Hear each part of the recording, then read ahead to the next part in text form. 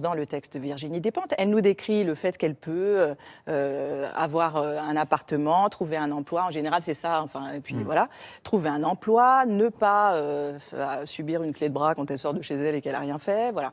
Mais ça, en fait, c'est pas un privilège. C'est l'exercice des droits humains. En fait, donc elle bénéficie des droits humains. Et elle n'en bénéficie pas parce qu'elle est blanche. Elle en bénéficie parce que c'est un être humain.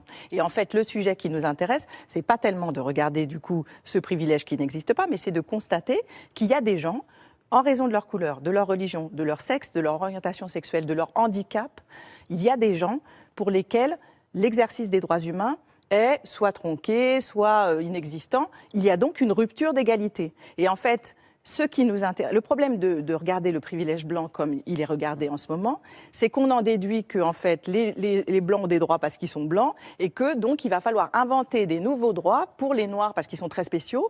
Donc on va partir de cette différence pour élaborer. Mais non, en fait, ce qui fait qu'il doit y avoir égalité, c'est simplement parce que tous ces gens-là, qui ne bénéficient pas de leurs droits, sont des êtres humains. Donc la base, c'est l'humanité. En fait. Et donc là, c'est ça aussi qui fait qu'on déplace la question, parce que c'est une reproduction à l'identique du principe de hiérarchisation des races. C'est-à-dire qu'elle reprend l'échelle qui a été élaborée au XIXe siècle par les scientifiques, qui dit, il y a les blancs en haut. Gobineau, c'est extrêmement intéressant de le lire, parce qu'il fait tout un truc pour dire les blancs, ils sont super intelligents, vachement beaux.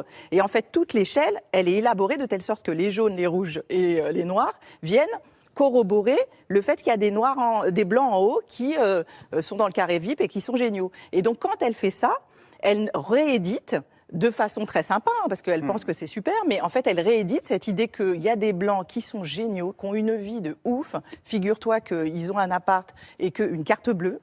Et puis alors, il y a donc les autres qui ne sont pas blancs, donc du beige, le nuancier est vraiment très large. Bah, voilà. Bon, et donc, on va, par le fait que je suis vachement sympa, je vais les faire rentrer dans le carré VIP. Par le fait que moi, je suis vachement, c'est vrai, j'ai tout, mais je vais t'aider, toi, le petit.